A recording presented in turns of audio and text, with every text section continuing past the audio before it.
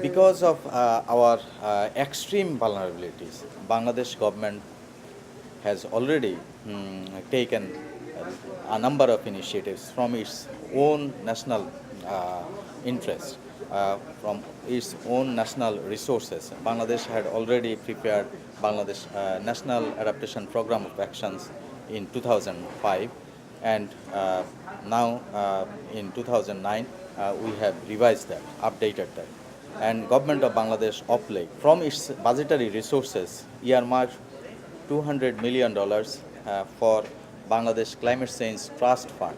Because of the extreme vulnerabilities of our people, of our country, our government had to switch some money, some resources from our national PT, from say anti-poverty programs or say education programs to climate change programs to address these adverse impact of climate change. And already say around $80 million have pumped into different priority projects identified by not only NAFA's National Adaptation Program of Action but also Bangladesh Climate Change Strategy and Action Plan. And as our economy is very fragile and subject to this sort of climate havocs. So we also would like to look at the national economic accounting from perspective of climate change. So we would like to make the resilience, climate resilience development growth pathway. We are now having a growth rate of almost 6% per annum. But if there were not climate change adverse impacts, then we could have probably uh, grow at a rate of 10%, double digit growth, economic growth. Yeah. And that would have helped alleviate our poverty. Our government, our people are facing enormous challenges, Herculean tasks to offset those, say, losses and erosions economy wide.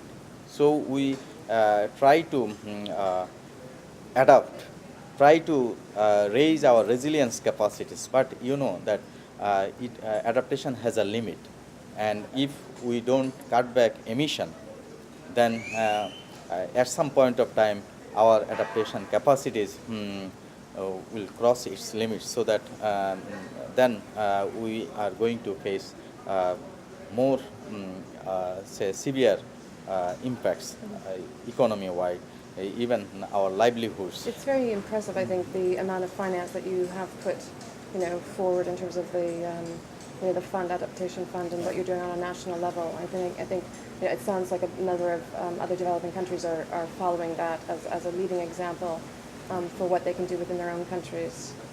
Not only say in adaptation we are trying to be on the forefront, trying to do some positive homework, but also say Bangladesh has adopted a low carbon growth pathway, development pathway. Under the protocol we don't have any obligation to cut back our emissions, but despite that we would like to voluntarily cut back our emissions so that we can show the rest of the world that Bangladesh, though it has no responsibility, no role at all in climate change, especially causes of climate change, because it is the historic responsibilities of the developed countries. We try to develop Bangladesh in a climate-friendly pathway, low carbon pathway. In terms of climate change adverse impacts, Bangladesh is on the ground zero.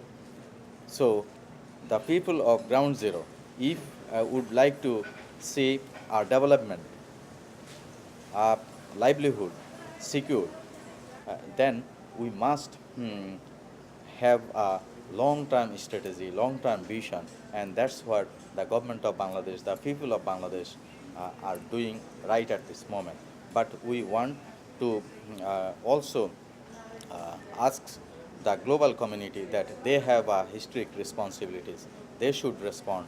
They should shoulder their task. And also, we would require lot of scientific research, scientific studies, empirical studies conducted, so that all these studies can come up to the level of adverse impacts we are going to face in the years ahead. Bangladesh also showed the rest of the world, all the developing countries, that yes, this is not only scientific problem. It has to be mainstream in our national planning, in our economic development programs, anti-poverty programs.